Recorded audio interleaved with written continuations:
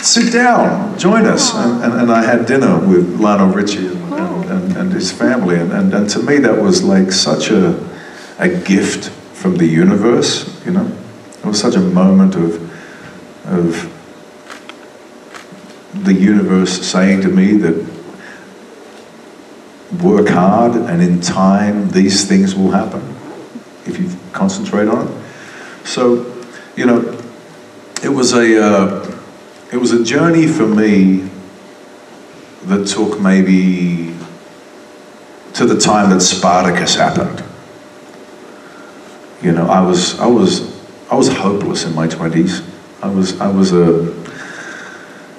a lost young man, lots of clubbing, lots of trying to find satisfaction, trying to find peace, trying to find some way to enjoy life in the unreliable environments that offer themselves to us every day.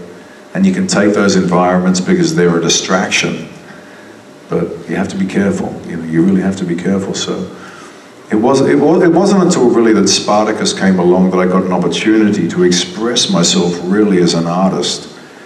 And Crixus was Crixus was like such a great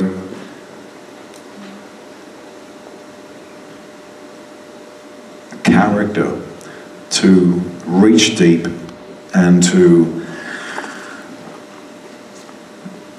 be all the way over here in the dark, or be all the way over here in the light, you know? And then even when Crixus thought he was in the light, you know, like, Capua, shall I begin? You know, this champion of Capua, this gladiator, you know, it wasn't until the moment that I touched Navia's fingers through the bar that I realized that there was more to life than exploding because of it. That delicacy and romance and love meant so much more than the male strength idea of success, you know. That role was really something that changed my life. When I, like, honestly, this is my first time, I would say, really, that I've come to Rome, you know. And I remember, you know, the moment that I was told the word 3 days ago when I was in Copenhagen, and they said, you know, I was meant to go to New Zealand. I'm not meant to be here. But they said, Manu, would you like to come to Rome? And all of this suddenly flashed back to kind of Spartacus, you know, these Spartacus kind of, you know, this series that I was involved in. I know it becomes tricky here because the Romans were the bad guys in Spartacus, right? But toward the end of Spartacus, they did try to embrace the example of Rome at the end, you know, when they brought on Crassus and a whole bunch of people, you know. I think really just the idea of slaves or whatever, you know, was the fundamental issue of Spartacus. That was what we were trying to inhabit the space from an artistic perspective, that people could be slaves, you know. And I think it worked, and it worked on an international level, because even today, as we live our lives in relative freedom, you know, here in Rome you have relative freedom. Where I come from in New Zealand, we have relative freedom. But there's bombs going off everywhere. And there's a lot of danger in the world, a lot of things, a lot of nationalism that could change everything back to the way it was in 1940, you know, very easily, you know. I've spent time up in the Ukraine, I've spent time in Warsaw, Poland, I've spent, you know. But somehow, I don't know, I guess as an artist, all I probably ever wanted to do was cry. You know? Like, just let it out. Like, let the emotion out. Let the inhibiting emotion out. At the same time, I was given roles like Slade Wilson and Crixus and Arzog. And I don't know how the hell a young boy who was beaten up as much as I was, that they selected me to be this strong person. Maybe because I survived. Every time I go in for an audition, where I have to read for these tough guy roles, all I can think about is the quality of my voice, the honesty of my voice. You know, I walk into these auditions and there's men this big, and I go like, oh, I'm not as big as that guy, or I'm not as whatever. But I'm not trying at all in this explanation to act as though I have something any more than the gift of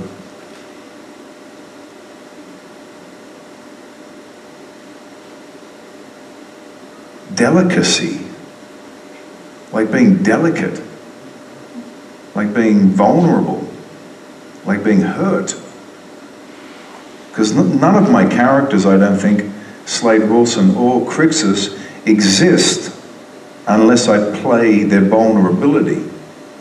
And I'm more proud for the vulnerability than I am of holding a sword up and saying, I'm the champion.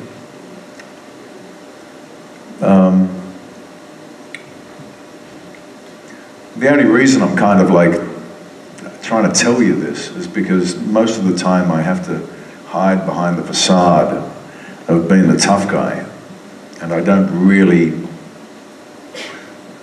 like or accept or can live in that kind of a concept. And even when young boys walk up to me and they go like, Deathstroke, you're badass. I always say to them, yeah, but I feel. And they go, when you're on Mirakuru? And I go, yeah, that's when I'm the drunk guy in the corner. When you're beating up Slade, when you're beating up Oliver? I go, yeah, that's when I'm angry and I can't control myself, you know? You know, I went to Greece last year, and I went to a place called Epidavros.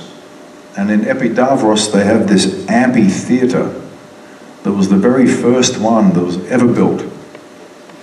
The first place that was made for performance in Greece, in Epidavros, was built by people called the Esquiblio. And these were medicine people. And in that time in Greece, they were thinking about psychology, philosophy, democracy, all of these wonderful ideas that were coming out of that area at the time. The epicenter of healing was this place called Epidavros. And at this amphitheater, they only built it so that a person could stand in the middle and talk to people and try to share the moment, the experience, the emotion, the message of... See, I don't think words have a lot to do with how we actually communicate. Like, the actual words. Like, we choose random words and we can say a sentence many different ways, but it's what we're trying to get across. You know, like, if I want to be arrogant to you, I can sit here and go, hey, I'm New Zealand, Manu, yeah, good to meet you. Let me tell you about my success. I was in Spartacus, I was in The Hobbit, I was in... Notice the disconnect there? The connect is when you choose words, or you choose to try to give out a signal that actually connects. And being an actor, you know, the important thing for me is to try to find the material that gives me that opportunity. And it's not hard, it's not easy now, you know. I've kind of like been through a few different shows, and I think with each one I found great characters that were trying to be healing. But yeah, I mean, from here it's like it's an unknown. But one thing that I'm committed to is to try to find the healing story. I got offered to do Thor. I got offered to, anyway, to go read for the director for Thor Ragnarok. And I said no, because I didn't want to get up there and all of a sudden fall into that American example of, you know, oh, I'm the next guy, okay, put me on the cover and put me on the page and put me on the whatever, because that will be successful. I actually find that the stereotype of America has a certain non-value to the rest of the world. You know, like, I think that companies like Netflix are starting to invest in world story. I was just in Copenhagen, and they have a series called Rain. It's a post-apocalyptic kind of thing that is a Danish production. And I think that the international voice in production has to become more equal on this planet in order for us to have any balance in the way that we see. Because I come to Italy and all I think is pizza. Or ciao, or grazie, or, you know, it's such a limited amount of information. But yet one of my favorite movies of all time, probably my favorite movie of all time, is Cinema Paradiso. My acting teacher gave me that film when I was at acting school, and I took it home and I cried. I cried.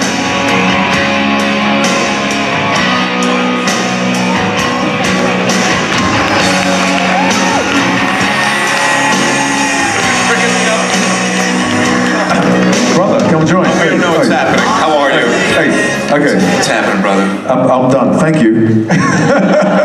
They just played me onto the stage. Brother, I was just telling these guys about how I got involved in acting, and let's hear it, man. Well, it was a long story, a little bit heartfelt, but we're gonna drop that now. Welcome to the stage. Thank you so much. Thank you, guys. How are we? How are we?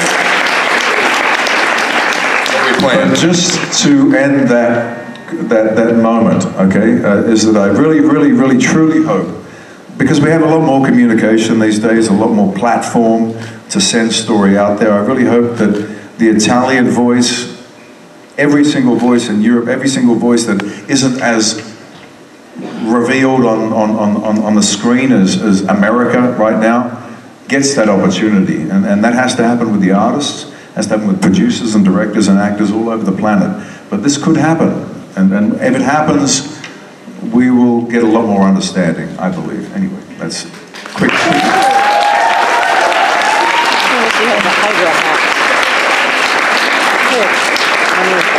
He's sincere. I'm not used to it, but I think it's good. Thank you, brother. I think it's strong. Would you like a song? What's happening? Please start playing. What do you want? Well, we talk. Does anybody have any questions? Yeah, questions.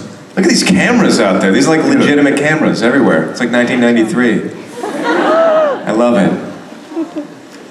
Who has questions to ask? Listen, this is the song. I had to play tic-tac-toe for a scotch when I got up here, so you have Oh, dude, that's you so have to find somebody to play tic-tac-toe. Who will play him in tic-tac-toe? Who wants to play some tic-tac-toe? Let's do this. I saw your hand first. Let's go. Come on up. Do you guys have the same rules? It's a lion wins. Okay, perfect. Yay, Come on Kathy! up. Why is this one filled with urine? Okay. So let's clear this. I'll be O's just because, you know, why not? I heard a theory about tic-tac-toe and a strategy to win, and I'm going to try to do it without even thinking here. Yeah, so let's see if it works on you. Oh, please, you start. Okay, you think you're smarter than me. Boom.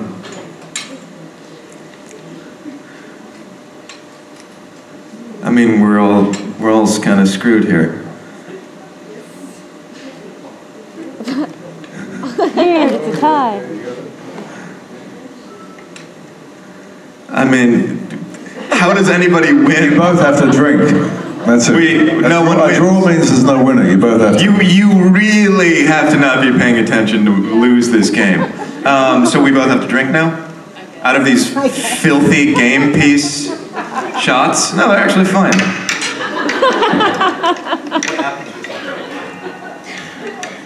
Which one? You really know? Here we are.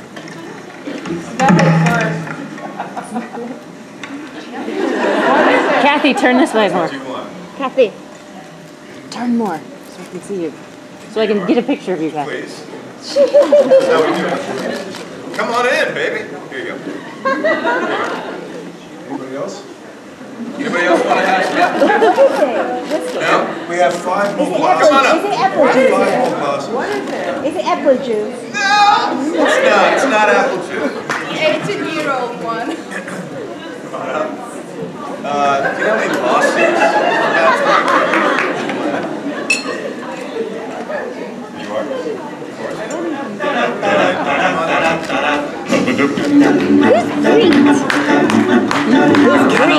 Lads and lasses second for a while, and hearken to me mournful tale about the Emerald Isle.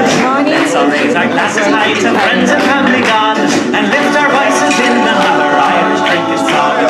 Consumption took me mother and me father got the box.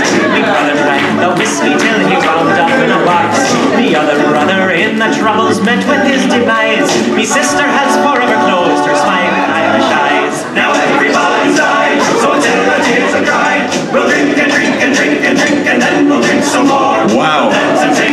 Guys, nicely done. Dude. Nicely done, kids. You all smell like booze. Wow.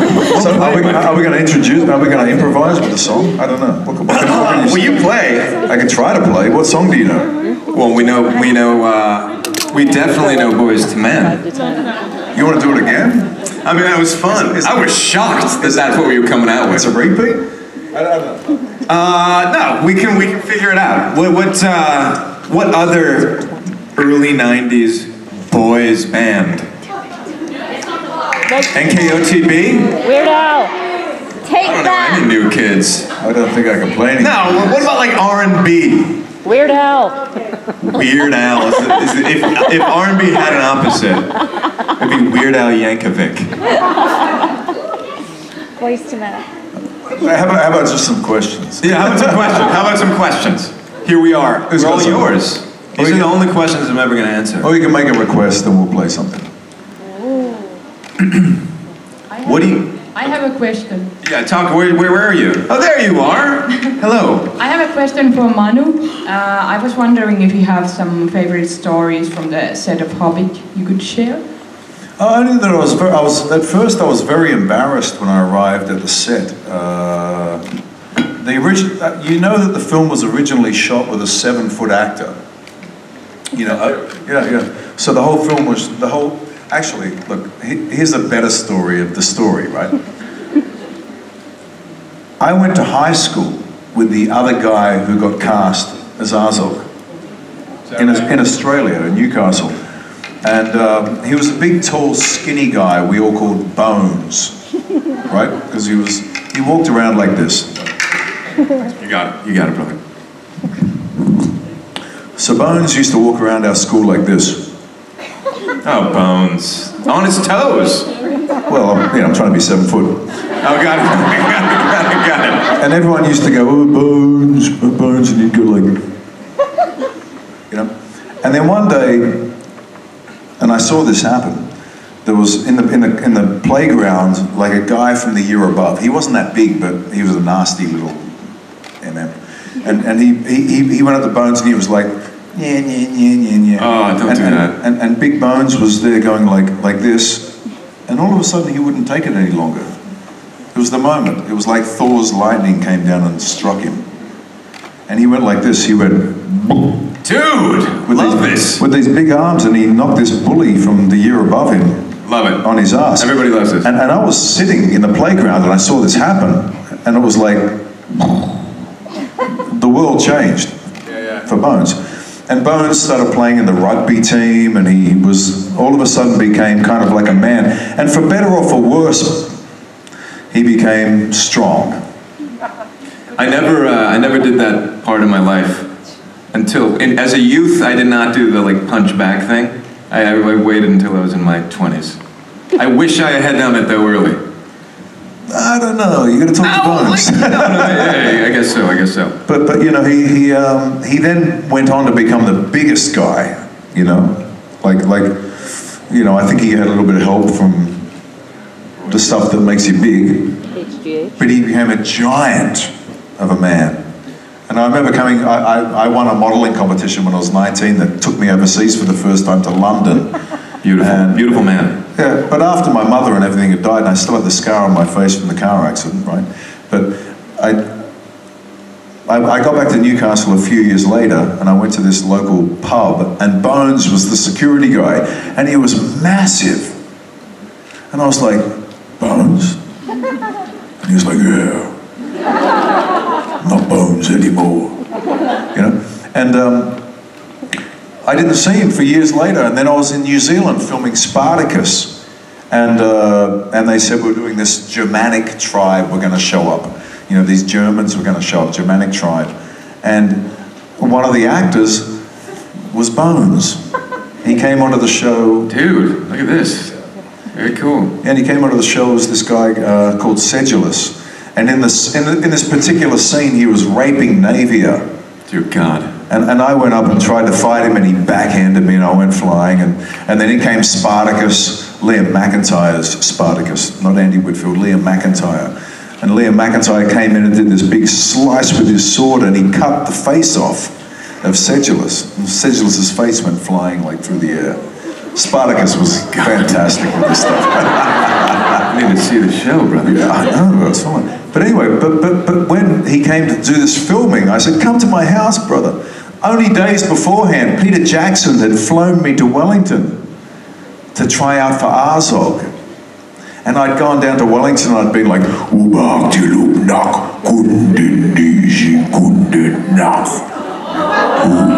you know, and I'd done this whole audition, right? And here I am sitting with Bones at my house. I'd invited him for dinner, and we're sitting there eating, and he suddenly said, oh, Manu, I just got offered a role by Peter Jackson. And I was like, oh. And he said, and I said, what role? And he said, the King of the Orcs, Azog. And I went, oh, that's terrible, man. And you know what I felt the worst about is I never told Bones that I'd auditioned. I didn't tell him. And but anyway, so Bones went down and he filmed for the 2 or 3 years that I think it was 2 years that it took to film The Hobbit, right? And I'm nearing the end of Spartacus 2 years later. And my agent calls me and she says, Manu, we just got a phone call from Peter Jackson. He wants you to go down to Wellington to play Azog. And I was like, wait up, my friend from school got this role as Azog. And they said, yeah, but they weren't happy with it. Like, Peter Jackson got to the editing suite. Bones had to wear this big outfit, like giant costume. They had to put him in makeup 6 hours every morning. He was exhausted by the time he reached the set. Then he had to do these fight scenes in all this weight and prosthetics and sweated. And anyway, the camera comes close. If you ever saw Lord of the Rings, you know, some of my friends played the orcs. And when the camera came in close, it was like,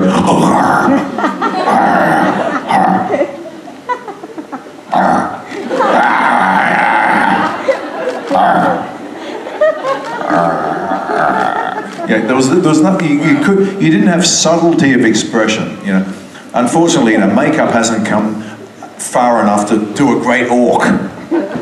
So Peter Jackson decided that Azog should be done in motion capture, went back over his audition tapes and decided that I'd given the best energy for Azog and that he would film me in motion capture. Oh, that's rad. So was your face, forgive me, were you then all like green screen, like those little dots all over your body? Yeah, all over my face, yeah. And then you wear a helmet and it's got a camera that's extended by an arm that films all the little dots on your face. So it's seeing every expression of yours. Yeah, if I go like, if I go, yeah, right, that's a good move. Azog would wink, right?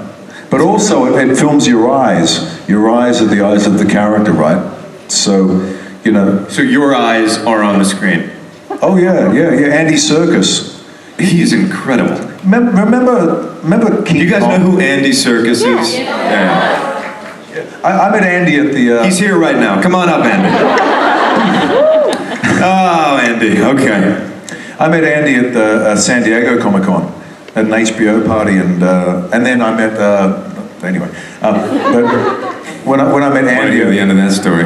After another game of tic-tac-toe. It was Joe Manganiello, who's going to play Deathstroke in the He's a movie. big boy. Same party. Very strange. Strange memory. But anyway, Andy... I said to Andy, you know, the best part of King Kong was that scene where the ape was, you know, King Kong sat down on a cliff. He'd put Naomi Watts in the cave and she was unconscious and he was a bit bored. So he went and sat on the cliff and he ripped a tree out and he started eating it like a piece of celery as he watched the sunset. And the camera came in close. And like what I was telling you before about the signal, the quiet moment where there's no words, Andy Serkis was sitting there going...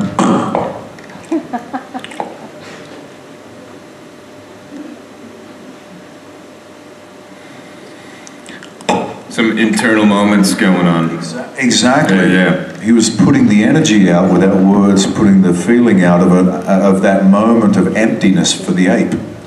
And I said to him, that moment in King Kong I thought was incredible. That moment where you're eating the tree.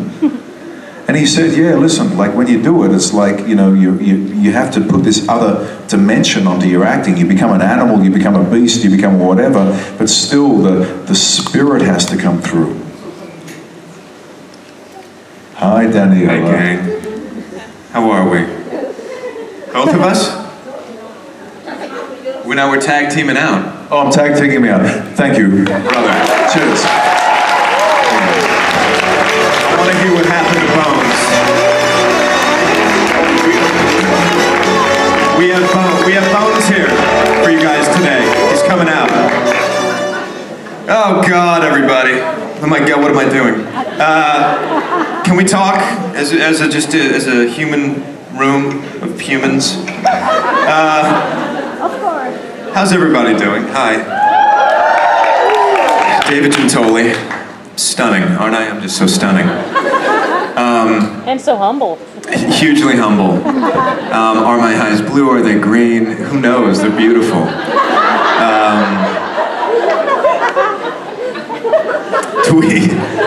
Who's new here? Who's new here this year? Hello, everyone. Have you made friends? What a welcoming group this is. I think I'm being serious when I say this is, God, this may not be true. I might be lying, but I think this is the only convention I'm ever going to do. It's just too fun. It's too wonderful. It doesn't hurt. It doesn't hurt that it's in Italy, and my chest hair feels right at home. This is the mother germ of chest hair, and I hold that part of the torch where I can, and it right now is in Los Angeles. My dad is from Italy. He, I suppose his parents are from Italy, in Florence, and the guy's hairless. He's pretty hairless.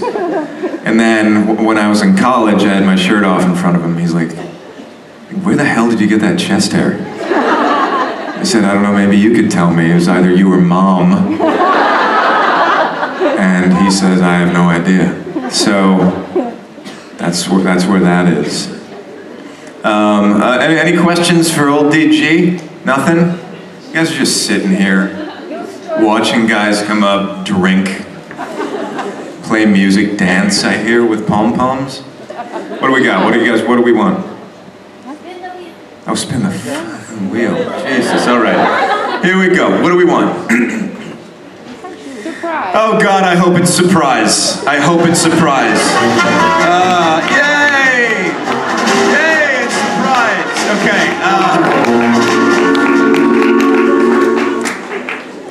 That was just pure chance that it landed on surprise. I can't believe that it worked that way. How do we do the surprise? What do we know? What do we have to do? Surprise is Oh dear God! What? Oh God! What is happening? That's how the pom-poms came into being. What is that? you can't see that. It's a surprise. Okay, it's a surprise. I'm looking this way now. Okay. Oh God. We never think about your life choices. Why is it bright so you can see my shame? My eyes are closed.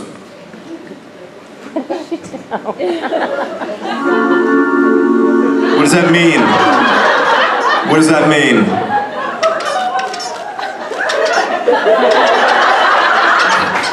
What is happening?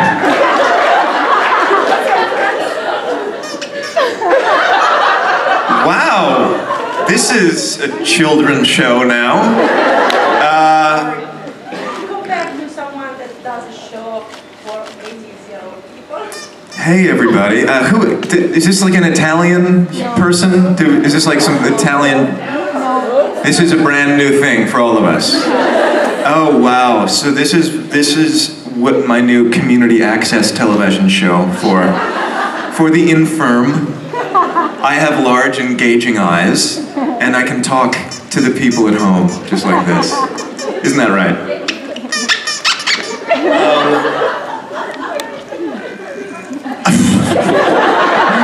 The dog really likes you Hey, now. buddy! Who do we have here? Come on, bud! Starting with that. Wait, say his name again? I don't want to offend you. Hey, Roy! Who will attack? Roy speaks Italian. How do I say come? Vieni. Vieni. Hey, Roy? It's okay. Oh, this is probably freaking him out. Yeah. He's scared. He's- He loves the pet. He's scared?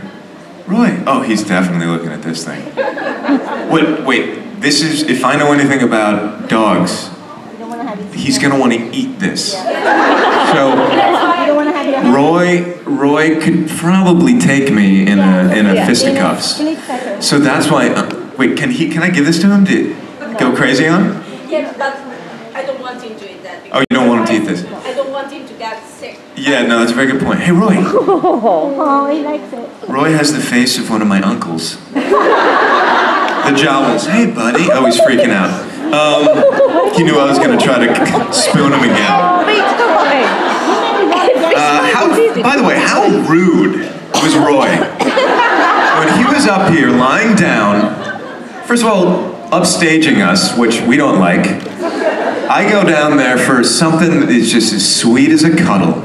And then he's like, oh, I don't want to cuddle with you. I'm going to leave now. And he left instantly, right when I showed him my love. Roy is cute, but sometimes he's just an asshole. And he hurt my feelings. Well, yes, he is. It squeaks, and it's made of fur. So yeah, he wants that thing. In fact, that's a dog toy with a handhold. Which is dangerous. Roy! Oh, he's gonna devour it. That eyeball does not stand a chance. Good boy, bud. Oh, he's got some testes. I see they didn't get rid of those there. Shouldn't he be wearing some underpants? Because those are human-sized. I believe he should be wearing a Speedo. It's just decorum, don't you think? It's not a chihuahua. Those are dangling low. No one is looking at them. Roy! Damn. Those are some full-size boys. Okay. It reminds me even more of my uncle now. Kidding, never seen those on him. What are we doing? It's just the riot hour. Hey, what's going on over there? I have a question. Please. Thank you. My God, thank you. What is your name? We've met before. Sue. Sue, good to see you. I'm the one that's just binge-watched Scrim on Netflix. Oh, very cool. Thank you, Sue. Well, the last surprise reminded me about the Vesson and how they vogue. And I absolutely loved the portrayal that Silas did of Monroe, and I think you were great together. And I was thinking, how often did they actually use prosthetic makeup for some of the changes, and how much of it was all in CGI, and so what was that like to Yeah, so the question is, how much did they use, because everybody's seen every episode of Grandmaster.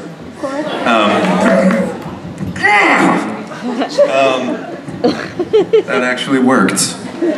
The question was, how much do they use CGI and how much are prosthetics? So the actor people, like Silas, would usually that would be CGI, only because it would take so long otherwise to get him ready that we wouldn't be able to use him to act. So we would get stunt people in full prosthetic, and then the actual morph itself would be the actor with the dots on their face. Much like Bones. Remember that story about Bones? The guy with the dots? Did he have the dots? No, Bones never got the dots. But you know what I'm talking about. So yeah, Silas was incredible. The first time he had to morph, I remember he had to originate that move, and it was during the pilot, and he just like embodied it, and the actors who did a good job with it kind of found an emotion behind it, and the bad ones were just like, you know, then it was kind of terrible, but Silas really found this like inner wolf, yeah, big bad wolf, and Silas is incredible, and I saw him probably like 6 days ago. We're very good friends. Oh, good. Yeah. Monroe was the best character. He was just fantastic. How fragile is your ego? What's that? How fragile is your ego? He's my favourite. Oh yeah, man, no, he's incredible. No, he's the reason the show. Working together, they're great. Yeah, listen, we were a nice little 1-2 punch, as they say. Thank you. But you know what he doesn't have? These baby blue eyes. So pathetic. That was fantastic. Hi. Hi. That shirt would look great on me, because of course, you know. How are you? I'm good. I just wanted to ask if you're more of a dog person or cat person. I have a very solid answer for that. I don't want to offend, but allow me to offend. First of all, I'm horribly allergic to cats. I've been in a relationship before where it didn't help our relationship, that I couldn't sit on anything in the house without just like bloating up, you know? I like the idea of a cat. They're cute, they don't engage with you in any way. They're adorable, but I'm a dog guy, like hugely a dog guy. I have I know some people are so pissed, but dogs are better than cats, so suck it. I didn't mean that. I have a French bulldog at home. His name's Henry. You can follow him on Instagram if you'd like. Henry the wobbly Frenchie has 15,000 followers. Wow. It's sad. He's injured. So he had a stroke when he was like 3, which means in dog world that there was like a blockage in his spine, so his back legs, like he lost the use of them. So we had to like manually express him to poop him and stuff with like a Q-tip and like take care of him. And we slowly kind of rehabilitated his legs, but they only got to about 30%. So his upper body became like way too overdeveloped. So he had all this weight on his upper body, and last year, when I was in Rome, he was running and broke his leg. Wow. I know. So then he had surgery on that leg, like in 3 places, and it didn't heal together. So he was only on like 1 leg and 2 bad back legs, and then, this is awful, this elbow broke because it had all the weight on it. So now, this was like 2 months ago. Dude, it's so sad, this little dog. But like, he's crushing it, he's happy. He had surgery on this one, and it fixed it really well at this new vet. We have pet insurance. Thank God. I mean, thank God. So this one worked, and then we just gave him surgery on this one again to like, with that one doctor that fixed this one really well. So now he can kind of But like, dude, this dog, man. But we love him greatly. He's got an alluring waddle because he's got these bad legs. He's like, and yeah, he's a handsome kid. Henry the Wobbly Frenchie. Follow him on Instagram. Unbelievable. He aged like a wartime president last year. He got so white in the muzzle. And he cuddles with me, Roy. He's not too good for me. Look at Roy pretending like he can't hear me. Look at him, he can hear me. Yeah. He was so rude, that bull mastiff. Hey, bud. Hey, what's going on? Hi. First of all, I wanted to say congratulations on Grimm. It's a brilliant show. I finished it just recently. Thank you. I loved it, and I convinced my sister to watch it, and she loves it, and she asked me to tell you that she really loves it, and she really likes you as well. Wow, I'll take that. Where is your sister? She didn't come. She's not kind of convention person. Got it. She's not brave enough for this kind of thing? It's a little intimidating. A convention person. That's what we are. So I'm just getting compliments from afar. Thank you. I have a question for you. For the finale, the way it ended, do you think there are chances for spin-off? Because that would be quite interesting. Yeah. Do you know what's so funny? I was in my hotel room, completely sleepless the other night, and I went on Netflix to go watch some stuff, and the thing I wanted that's in the United States wasn't playing here. But then I'm like, hey, wait, we don't have Grimm on Netflix in the US, maybe it's on here. And it was. So I saw the finale for the first time in Rome like 3 days ago. I hadn't seen it before, so it was a good episode. It's beautiful. I loved it. Yeah, really thank you. And then, but I see what you mean, like the two actors who were portraying Diana. I would love to see a spin-off. Like it feels like they teed it right up for a spin-off, to use a golf analogy. Yeah, that seems right. In fact, I've heard rumblings about a Trouble spin-off that might be in some form of development. In fact, I know that's the case. I just don't know if it'll actually happen. But man, I would love to be a guest star on that show. Yeah, Just come and roll in like old Nick. It's like, you take care of it, Trouble. Somebody say roll in. Hi. Hey, well, on cue. How you doing? Better now that you're here. So I have a question for you. Talk to me. If I pull you off the stage, talk to me right this minute. Yeah. How angry do you think she will be with me? Oh my God! So angry. Very angry. Okay, last question. Last question. It's a very short one. I was just wondering if you still get updates on your elephant. My elephant. Yes. I do get. So I adopted an elephant in Kenya. I visited Kenya like 4 years ago now, and I adopted one, meaning I pay money every year for this elephant that also doesn't like me to cuddle it, or whatever, so I just dish out money. So I get updates, but then my wife, last Christmas, gave me a gift of another elephant adoption. And so I get video updates of it, and it's so sweet. Do they make a cute couple? The adorable couple, Asian and African elephants, so interracial, which is cute. And rolling around in the mud. Beautiful little guy. Thank you, guys. I'm glad we got to that question. Cheers. Excellent job, my friend. As always, you've done this before. All right. A guest whom you know. If you ask nicely, it's possible that this instrument could get some use. I don't know. Maybe he'll say no. I don't think he'll say no. Please welcome to the stage, Reeve Carney.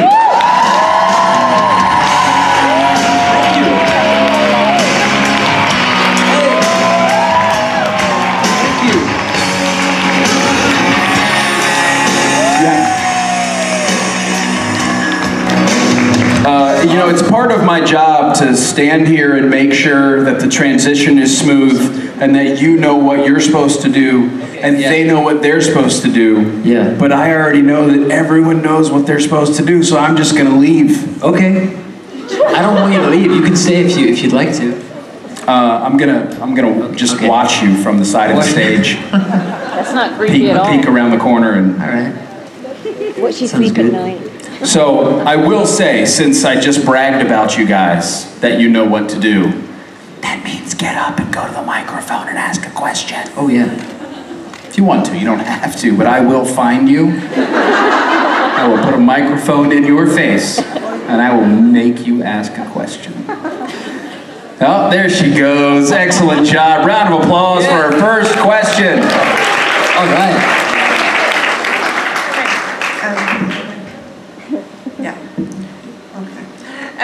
So when you did Spider-Man on Broadway, the music was done also by you two, right? Yes. Did you really get to like record with them, or was it like they were in one place, you were in another, or? No, I did. And one of the, do we have U2 fans in the audience? Fans of Bono on the Edge? So this is this is technically a Beta 58, a Shure Beta 58A microphone. Bono, when he sings in the studio, he uses one of the cheapest microphones possible, which is a Shure Beta 58.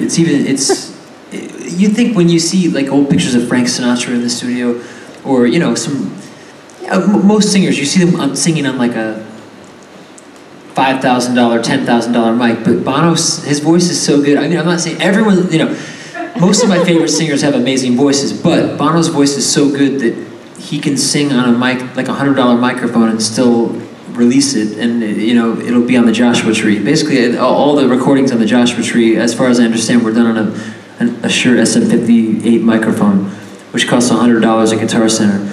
So that was exciting to sit next to him, because he would be demonstrating what he wanted me to sing in the studio for the Spider-Man Turn Off the Dark soundtrack, and so he'd sing a bit of Rise Above, for instance. Did you guys know that song? You might not know these songs, but he would sing some of that and say, "All right, cool, yeah, now you try it." Just hand me the microphone in the studio. So that's how we mainly did that. Most of it was not done on an expensive microphone at all, and it was exciting to see his process in that way. I don't know if that really fully answered the question, or maybe over-answered the question, but any other parts to that question, or do you guys have another question? Oh. Hi. Hi again. Hi. So I really love the work you did in Penny Dreadful with your character Dorian Gray. Thank you. And I wanted to ask you if you could play any other character from the classic characters from literature, who would you choose? Well, you know what? When I first read the script for Penny Dreadful, John Logan's script, I told my agent, because they sent me out for Dorian Gray, and I said, I'm like, I don't know if I feel comfortable taking my clothes off every week and, doing all this stuff, and all the things that were written into the script for the character. So I said, I think I'd probably rather audition for Dr. Victor Frankenstein. So I actually wanted to audition for that part, and they said, no, they're going to go with someone in the UK for that, but if you want to go in for Dorian Gray, you can. So I'm glad I did. But I don't know. I mean, I certainly love the way that John Logan wrote for Victor Frankenstein. Other than that, maybe Dracula. That's probably my favorite novel of all time, Bram Stoker's Dracula. So maybe I wouldn't mind playing Dracula. What do you think? Would that be kind of interesting? But I don't know if I'll get the opportunity, but that'd be kind of cool. I think it would suit you, yeah. Is that what you would choose for me? Would you choose Dracula? Yeah. I'll take my coat off. It's too hot. Frankenstein also, I think, it would suit you, yeah. Thank you. Dracula or Frankenstein, yeah. Thanks. Thank you. Not Vanessa Ives. No, that one no. Thank you. Oh, we have another one over here. Yeah, I was just wondering if you could give us an update on your music, what's been going on, and do you have any new material coming out? Thank you. I've been composing a lot lately, but nothing that I could really share yet, because it's all in bits and pieces and wouldn't really make any sense. But I have been composing lately, and other than that, I've been touring a lot with my own music, and a lot of you, I think, have my CD. And if you don't, I have some more tomorrow if you guys come to the table where I'm signing things. But I've been playing with my friend Johnny Lang, it's fun. I really enjoy the fact that I've had the opportunity to compose music and sing my own songs and sing in musicals and act in, you know, films and television, but also to play guitar for other people. I really enjoyed that. Just being on the side, you know, not being the center of attention. I like that sometimes. Thank you. I hope that is a good answer. Thanks. Any other questions? Spin the wheel. What was that? Spin the wheel. Oh, spin the wheel? Okay. Let's see. I'm scared.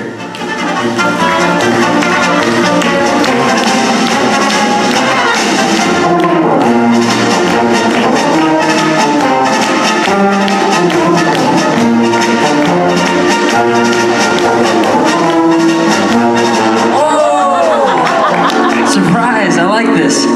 Is there a box? Is that what it is? Like I have to grab it out of a... Oh, they're not here to... Oh. Where's Daniela or Natasha? Okay, so someone might be bringing a surprise. This is how I ended up in that really silly hat last year. We'll see. I enjoyed it though. Are you guys having a good time so far? Yeah. Awesome. I'm glad. Thanks for coming to listen to me talk.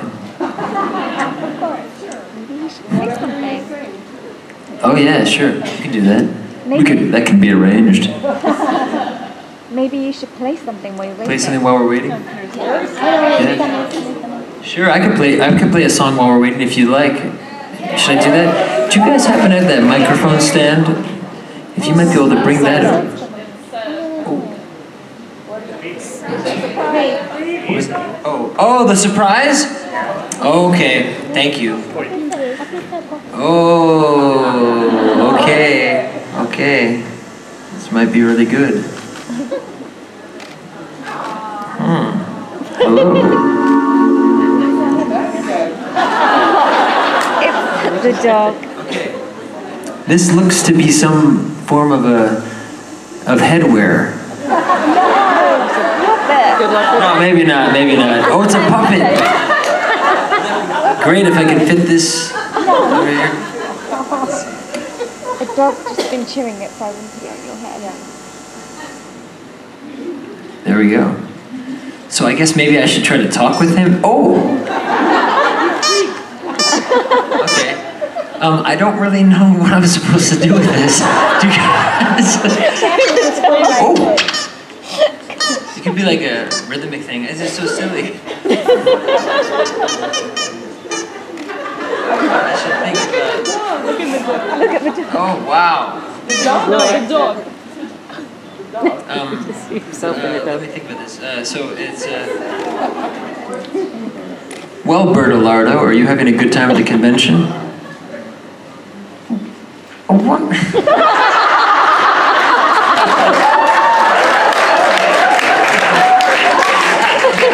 I'm more impressed by ventriloquist now after having tried it. I'm having a wonderful time! Well, that's great to hear. Oh, wait, no. Well, that's great to hear. So the fact that you're, you know, purple and blue doesn't actually reflect your mood? No, not at all. Well, if you could be any color in the world besides purple and blue, what would it be? Probably red. Oh yeah, why? Because it's your favorite color. Oh, it is? Yeah, it is my favorite color. How did you know that? I sleep next to you. I've never seen you before. That's because you've been drinking too much apple juice.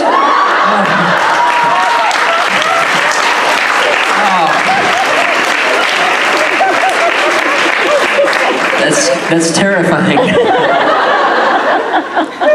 Well, Bertolardo,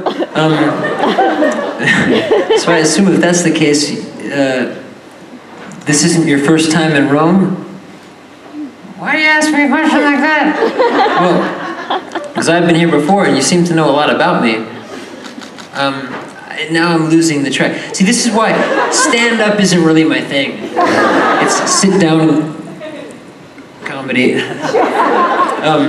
I don't know what else to do with this, but thank you for your laughs. I could think, I could move on to playing a song if you'd like.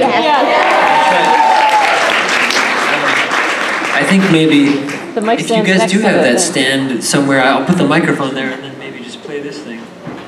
Now, I think the best course of action here is to see if any of you have any requests, because I don't have anything planned, but I like it that way. Thank you. I don't like to have a plan, so it's more fun for me if I don't. Help Me Chase Me, maybe? Oh yeah, that's right. You asked for me. That's right. Okay. I hope you guys know this song. But this is for, is it Nicole? That's right. I remember. And this is a song that I do with my band Carney. Some of you may not know, but yeah. Hope you enjoy it. Normally it has drums and all that stuff, so I'm gonna try to make it feel rhythmic without them.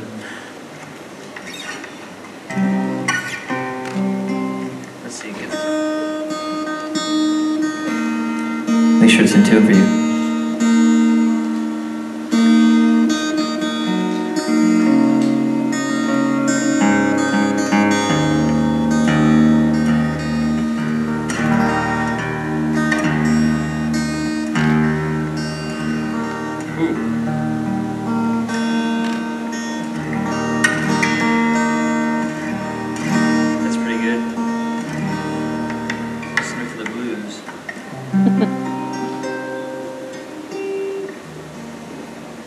Okay.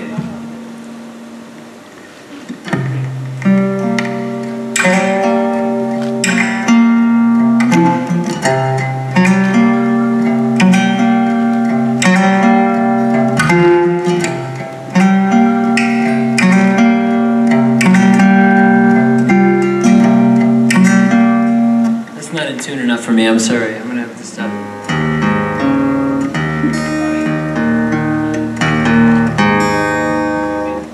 Oh, you got one?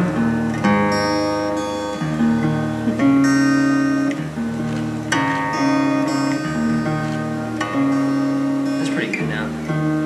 That should be good, yeah. Thank you, though. Thank you, Laura. What was that? Oh, yeah, we will.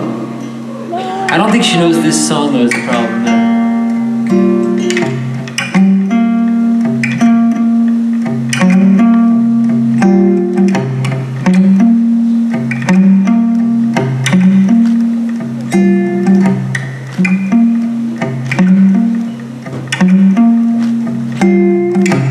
I don't want you, baby. I don't need you lately. Love is ever changing, and I think you're crazy. Girl, I got to let you go.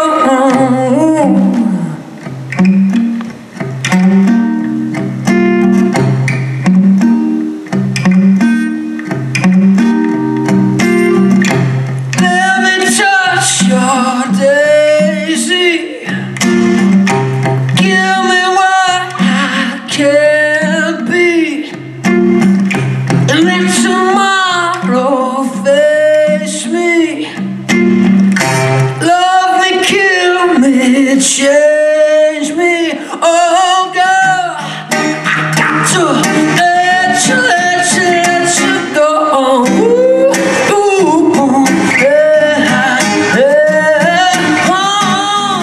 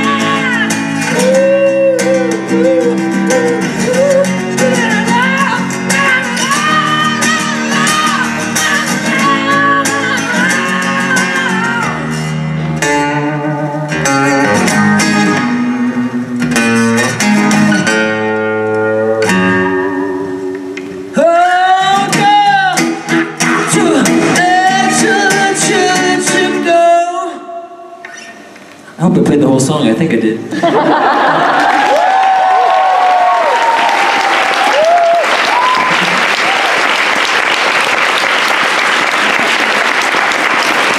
It went by very fast. Any other requests? Any? You choose one for us. What was that? You choose one for us. Okay, I'll choose one. Let's see.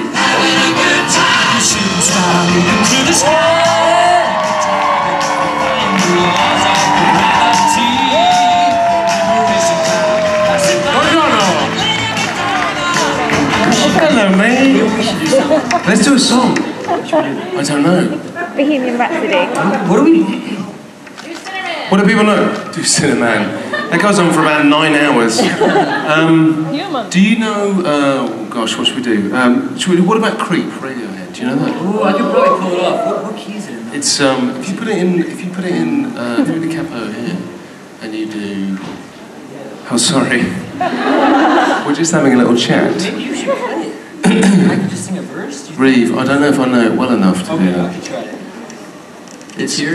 If you put it on third, okay. And you start at E. Sorry. Technical. E, and then come up to whatever this bar chord is here up here. Where, yeah, that's it. Very and then back to A, and then A minor. Oh, right, okay. Right. That makes sense. You got it? Is that it? This man's a genius. Honestly. It's like sitting next to Mozart. But older. Yeah. He was about 4, wasn't he? I know. Why is there a puppet on the other side? That's a very good question.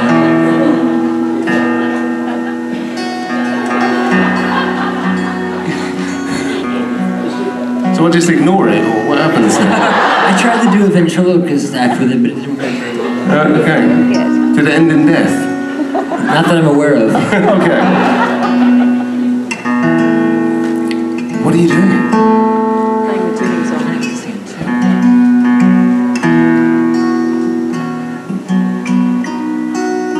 When you... That's pretty good, okay. So...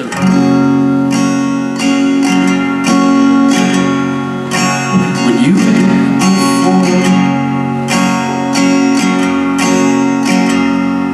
couldn't look you in the eye, you're just like an angel. Your skin makes me cry. You flow like a feather. You're beautiful. Oh, I wish I was special. I'm so fucking special. Sorry, but I'm a creep. I'm a weirdo.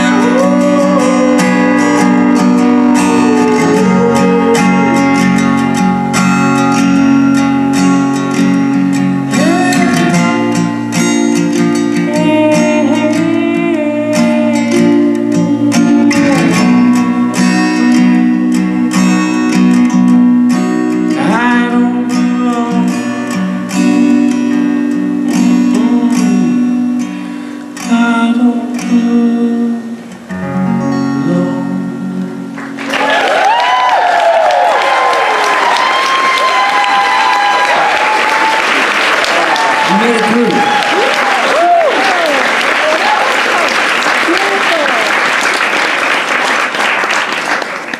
What next?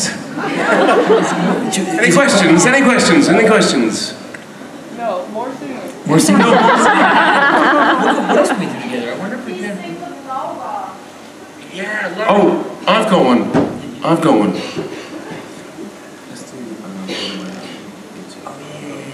You can play it? Okay, cool. When you whisper to each other, the mic stand still picks it up. I need official singer-songwriter. I'm going to Paris and make sure I know them. I'll talk you through it.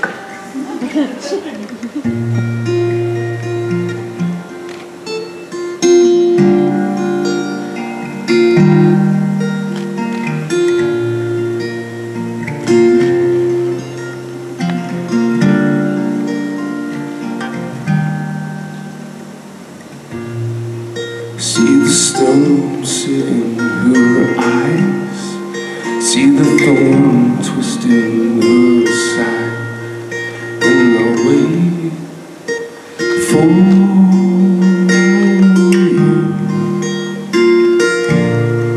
Sleight of hand and twist of fate, on a bed of nails she made me wait, and I'm waiting for you. Without you, without you, through the shores, she gave it all, but I won't. And I'm waiting for you, and you give yourself away. You give yourself away, and you give, and you give, and you give yourself away, with or without you, with or without you, I can't live, with or without you.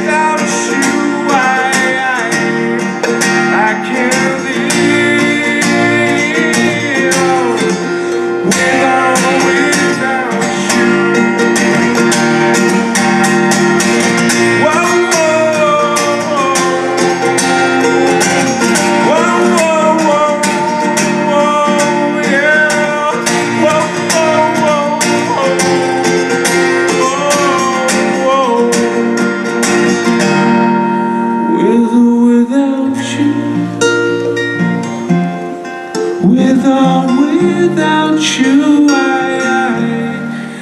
I can't live.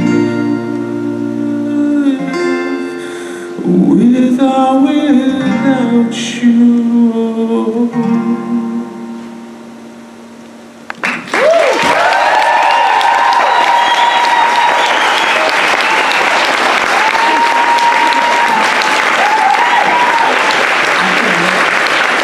I'm not sure if I'm even supposed to be on the stage now. I think Tom's thing is starting in a second, but I don't know if I'm supposed to stay here or if I should... You do what you want. I could just like, I could spin the wheel for Tom, or we could... Yes. Because if anyone needs a wheel to be spun, it's me. Reeve? Well, I'm happy to stay up here though, but I don't know if I'm supposed... But, okay, so...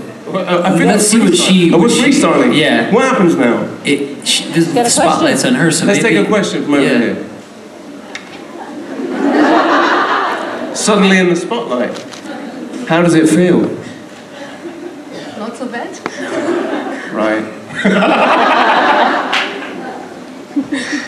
Yeah. Tom, question to you. Yeah. We have seen you eating gracefully Nutella and crisps. A little question, can you show us how to eat them and speak with the properly mouth full? Whoa.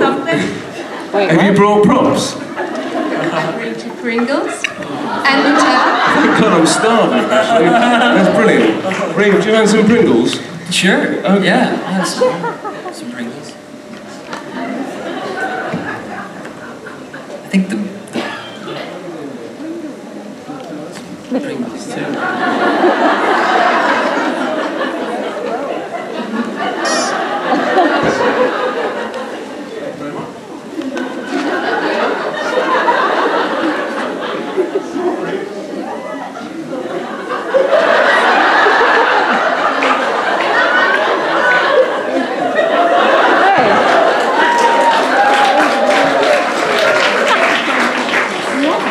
Do you know, in the UK there used to be a show called Ready Steady Cook. Yes.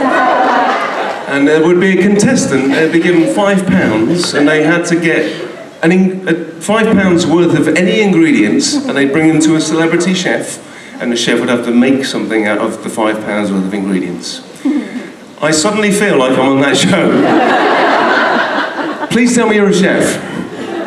I do like to do work in the kitchen, but I don't know what I'm going to do with these ingredients. What about your weird sous chef? He's hungry. Okay, well we better make some food. Okay. This is something to wash it down, so hold that, Reeve, because I can do that in a minute. Nutella's never not messy, is it? Okay. Is there an episode in which you eat these exact ingredients? I'm gonna... Yeah, there is. I've not seen that one yet. In the episode, Lucifer gets stoned. Oh, no way. Yeah. That's so weird, man. Yeah. I didn't do any method acting for that. Okay. So, I've popped so I can't stop. So that's good. So you get your Pringle. And the tricky bit here is to give it enough sort of scaffolding with your fingers so it doesn't break. If it breaks, you've lost.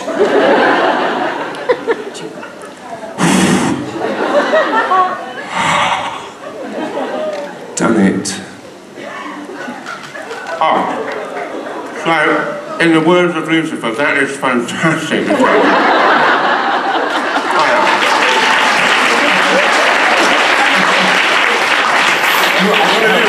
I'm going to feed him because I'm in Rome and that's what they do. Normally with grapes in paintings. But, hold on. That one broke into about 10 pieces. Sorry, Reeve. No deal with some shrapnel. I really haven't done well here.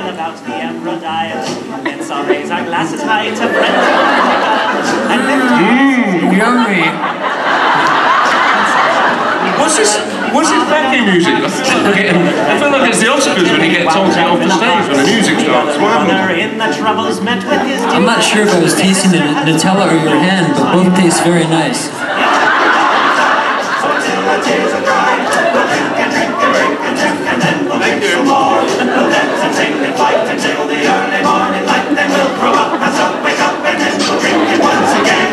Killed and Kilkenny, where she died.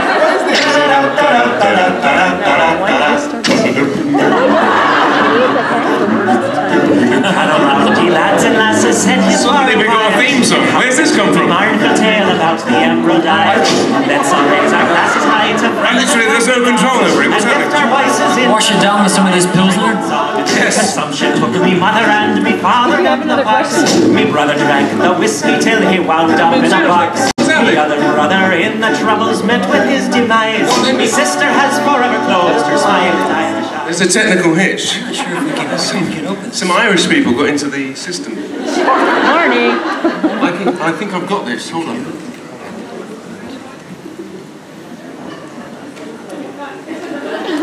I learned this when I was cool.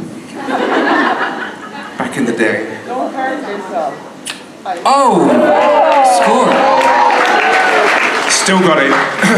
I've tried that and never succeeded at that, so that's pretty awesome. Cheers. It's a bit warm, but cheers. He's thirsty. Easy.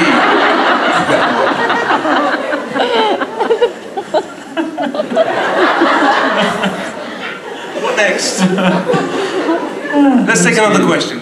Reeve, now we're officially a double act. I know. Well, no, but this is more your time now. Reeve. I answered a bunch of questions. Reeve. Yeah. The good thing is your name leaves with "don't leave." Okay. Yeah, over there. Okay. Until they give me Let's take another question. I can see you're all dying. Hi. Everyone's pointing toward. Oh! Oh, I see what happens. Everyone's in the corners. I remember now from last year. Okay. Okay. Hiding behind that palm tree. Yeah. I can see you. My question's for Tom. At the end of last episode, Amenadiel kind of came to some conclusions. I'm not going to say what they are. Fortunately, I didn't hear her. No spoilers. No. So, I'm just wondering, do you feel like Lucifer might be responsible for the loss of his, or for his wings coming back in his face? JIBLand!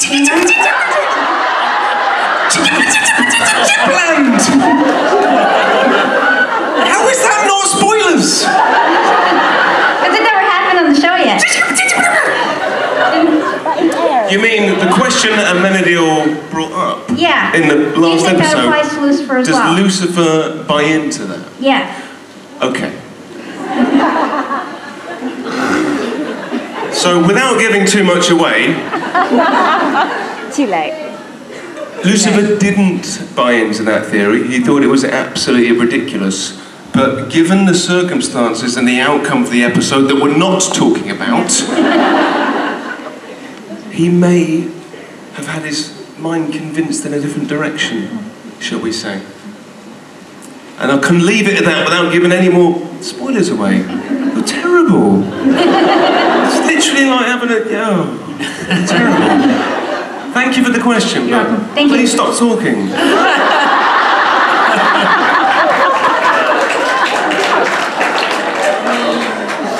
Love you. She's gone. No, I do love you. Oh no, she's sitting down. Okay, that's good.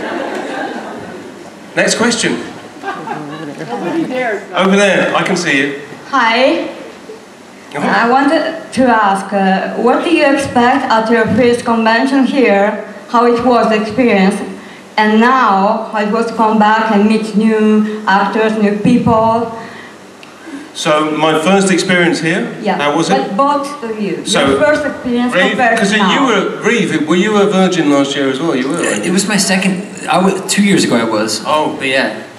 But so that means no, you weren't. Well, thank you for indulging my... Every year you get more comfortable. That's the thing. Yeah. But I mean, that's what I would say. What do you think? Oh man, I mean, so last year was my first ever convention, apart from like Comic-Con and the stupid big ones where you never get to meet anybody. And apart from, I met Sigourney Weaver. Did I tell you the story? I met Sigourney Weaver. Tell that story? I met Sigourney Weaver at Comic-Con. You know, if you go to Comic-Con and you're in a show, you get like led around a sort of carnival of backstage, the bowels of the convention centre, and you get brought out somewhere and it's like, now you've got to do this, now you've got to do that. And on the way, you often meet casts of other shows, or, you know, famous people. And I saw, waiting for it to go for an interview, I saw Sigourney Weaver. And I lost my shit. And basically, I walked over to her and I just went, oh my God, Sigourney, I just want to let you know that I just think you're amazing and I really love you and I love everything that you've done. She looked at me for about half a second and went, yeah, that's because you don't know me. And walked off. What? And I was like, crushed. I was crushed. Why is that her first response? No. I think I think I'd like to think if you get to know her, she was being funny. Right. Yeah. I didn't find it funny. I was crushed and I cried for an hour. Sigourney, take those gorillas into the mist. Yeah, that's, you know. Hopefully you don't think that we ever do that to you guys. No. That's good. That was rude, right, Roy? Exactly. What was the second part of the question? Sorry, I got lost in the Sigourney Weaver of it all. How was the difference this year? I mean... No difference. Completely drunk. Everyone's the same. Great. I'll have no memories apart from the photos on Instagram. That's it. I'm joking. I left last year and I was like a little kid who'd just been taken out of the sweet shop. Going, but I didn't have any of the cola bottles! And basically, I said to Daniela, please can I come back next year? And thankfully, she invited me back. And I'm having a great time.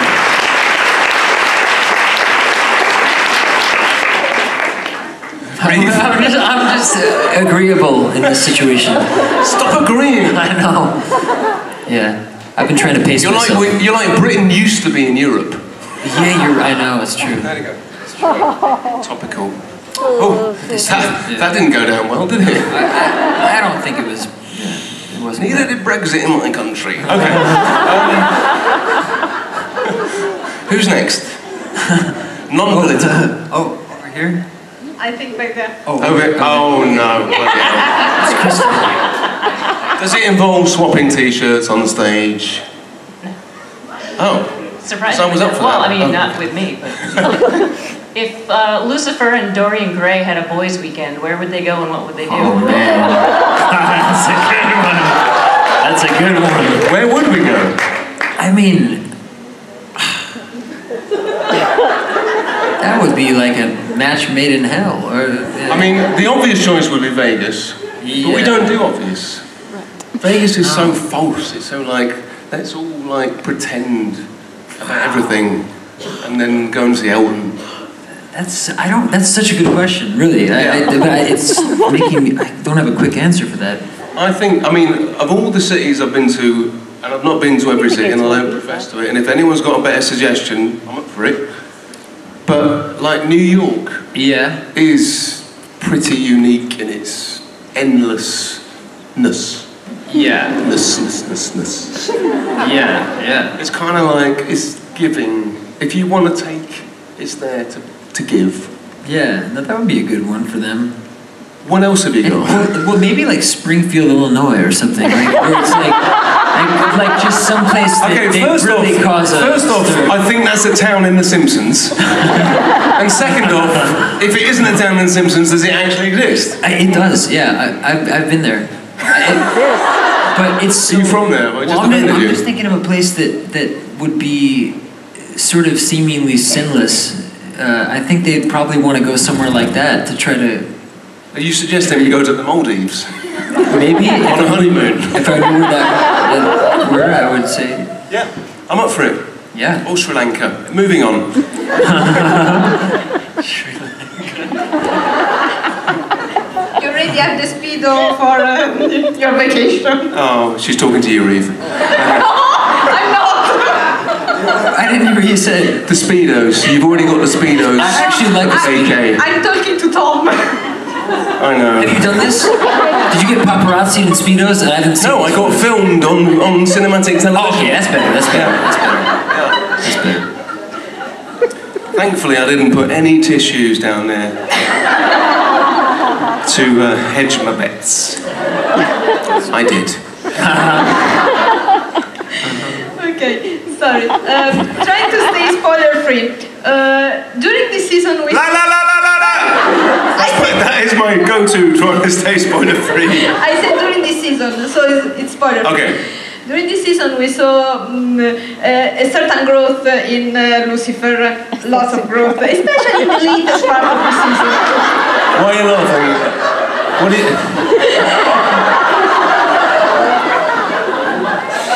Do you think when Lucifer is going to be renewed, we are going to keep seeing this growth or not?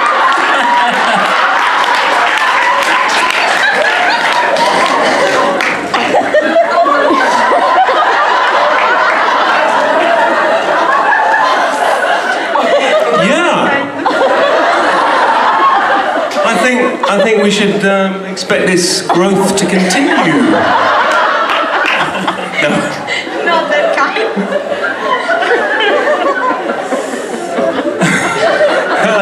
I need to sleep spoiler-free. Come on. Me too.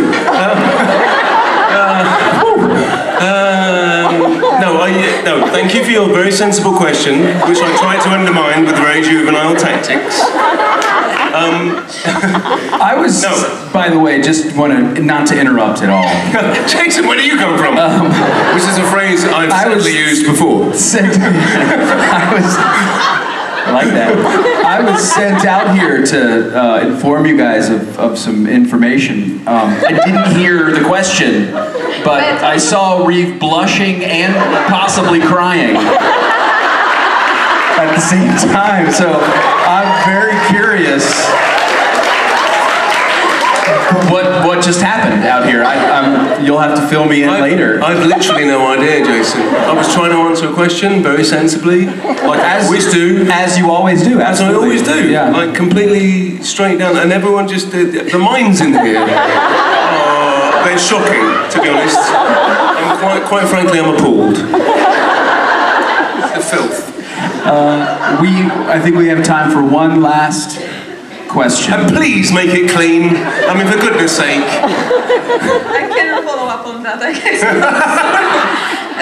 I'm here. Hi. Okay, I cannot make your writing on your hoodie, and I guess I can make the Hogwarts on here. And follow-up question to this, what would be your Hogwarts houses? Okay. And Jason as well, if you can answer. Jason. So, Reeve, can you read it? Because this is from, where's Caroline? Is she here? Hello, darling. Caroline is one of the founding members of the Tom Ellis fan club.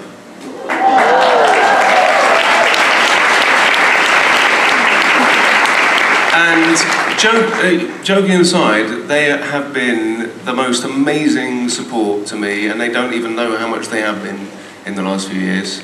So thank you, Caroline. And she came and gave me this today. And it says... I never received my letter to Hogwarts, so I left hell to live in LA with humans. Fact. Excellent. Oh, the houses. Sorry, houses. Well, as I was explaining earlier to a few people, I like to think that, you know, I was a Gryffindor person. But as I explained to them, I took my daughters to Harry Potter Land and they bought me a Slytherin scarf. The bastards. Well, you just got two choices right there, so you could at least... Oh, me? Yeah. No, I mean, I have neither read the books nor seen the films. So I respect your honesty, but you could have at least chosen Gryffindor or Slytherin. I know. I don't like to pretend, but well, unless you're, you know, being paid and it's on a page and you know, scripted. But even then, is it pretend? That's the, but no, I have been to the Universal Studios Hogwarts recreation. That's pretty cool. I don't know what the names of these places are. I'm sorry, you go. Wow. I mean, sorry, I'm not going to move on from that. That's really disappointing, Reeve. I'm at a comic book convention. Shocked. You haven't read Harry Potter. No. Shocked and appalled. Disappointed. Just because you didn't get the part, okay, doesn't mean that you boycott the whole franchise. That was Equus. I can't believe you. What's the third one? There's 4. There's 4. Sure. You've read the books, Jason. I'm a Hufflepuff. Apparently, I win. I don't know. Yeah. Well, ladies and gentlemen, unfortunately, that concludes our panels for the day. So we will see some of you at La Dolce Vita, and we will see the rest of you tomorrow, bright and early. Thanks for spending the day with us, and we will see y'all tomorrow. Whatever you do, get drunk.